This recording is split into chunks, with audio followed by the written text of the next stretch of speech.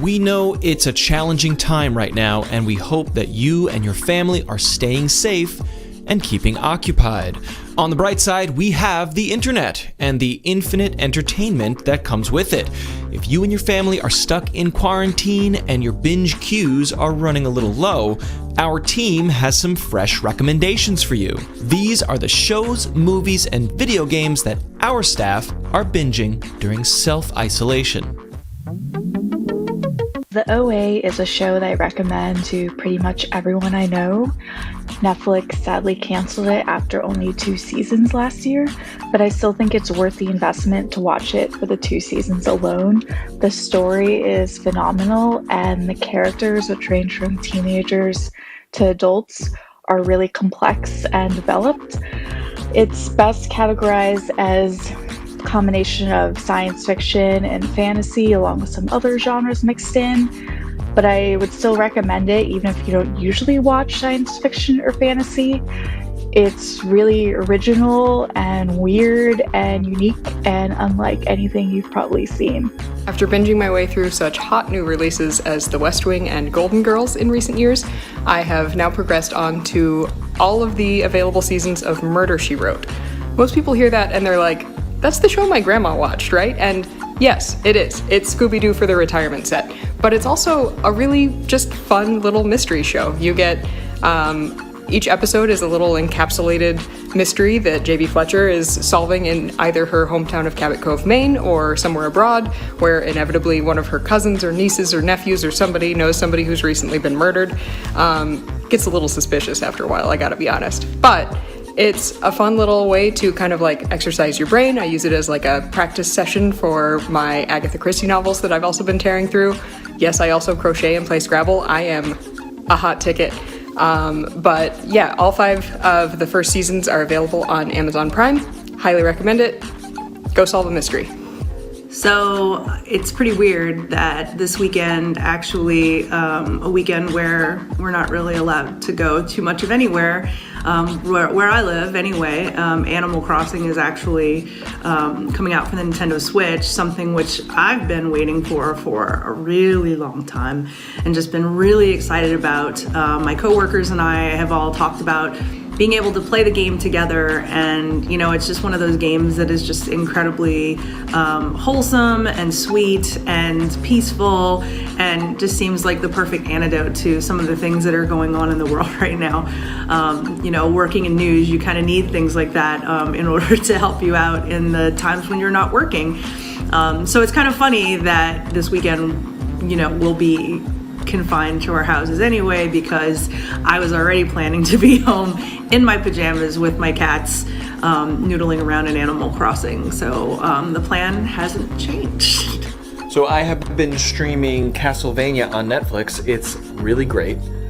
Super fast-paced action, really dark, really violent, but awesome stories, awesome character development, awesome writing. And I don't really even care about vampire stuff. I'm not a vampire guy, but the politics of like vampires who live forever and what they're all doing in the world really got me. The seasons are super bingeable. There's 3 of them, and I am on season 3, and every time an episode ends, I just need to watch the next one. So if you're home by yourself and you want to watch something great, check out Castlevania on Netflix. Really good animation, really good storytelling, and I can't believe they actually made a video game into a good show. Check it out. So in the middle of this COVID panic, I've been enjoying the heck out of the National Parks America's Best Idea on Amazon Prime. And what I love about it, it's a Ken Burns film for those familiar with that brand.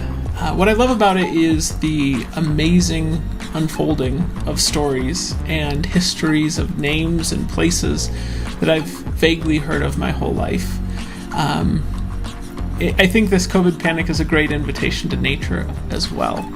And watching this, I'm just, sitting in the awe that our ancestors thought so far ahead to preserve these national parks for us. And just so grateful for it. And I really find that awe and gratitude are great antidotes to panic. So I've been watching Love is Blind, and it's definitely not your average reality TV dating show. It challenges everything we think we know about intimacy, relationships, and human psychology, forcing us to look inward to really determine what is love and why do we crave it so badly.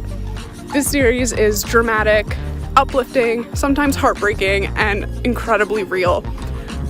It's only got one season so far, so you'll be able to watch it relatively quickly, and each episode is about 45 minutes long, so it's perfect. Hey there, my name's Phil and this is Emmy, and we're going to talk about a Disney Plus show that we've been checking out recently called Elena of Avalon. We just got Disney Plus and just checked it out recently, and we're really, really enjoying it. Tell the people what it's about. What's that? A jacqueline. That's a jacqueline. So Elena is a princess who has a bunch of adventures and saves her kingdom pretty much every week. And a jacqueline is an animal that she rides. It's a cross between a jaguar and a macaw. It's a really, really fun show. My wife says it's kind of like a telenovela for kids, which I think is a pretty awesome description. We like it. Emmy, would you recommend it? Tell the people to watch Elena of Avalon. Elena is my favorite. Yeah. I figured now was as good a time as any to do my yearly binge of my favorite sitcom of all time, 30 Rock. If you've never watched it, I can't recommend it enough, especially if you like fast-paced comedy that seems like, 100 jokes are flying at you a minute.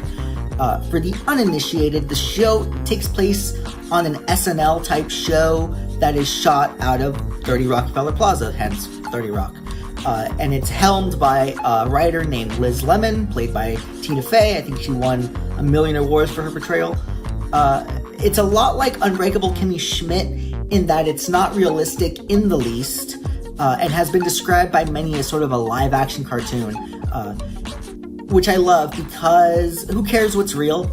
All I care about is what's funny, and for a show that debuted in 2006, it holds up even after repeated watching. Hey everybody, so after going through Love is Blind and watching a season of The Bachelor from 11 years ago, I've stumbled upon The Circle, which is a social media experiment. The reason I like it is that I like everybody on the show. Usually when you watch a reality show, you immediately dislike all the people, but here I find everybody very different, very genuine, very diverse cast. And the show's about how we all want to be influencers, even the person who doesn't like being an influencer, the vaguely patriarchal South Asian guy. But I like everybody. Everybody's genuine. It's funny. I think it's only a matter of time before we're all playing the home edition of The Circle. I would love to play that game with my friends. And I hope everybody watches something, because there's no sports on. I don't know what I'm going to do when the show's over. We've been playing all of the Lego games on PlayStation 4. What's your favorite game? I hate water. Yep. What's your favorite game?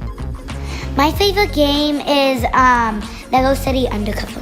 Why do you like playing Lego games? Because I like to work together as a family. I didn't tell her to say that.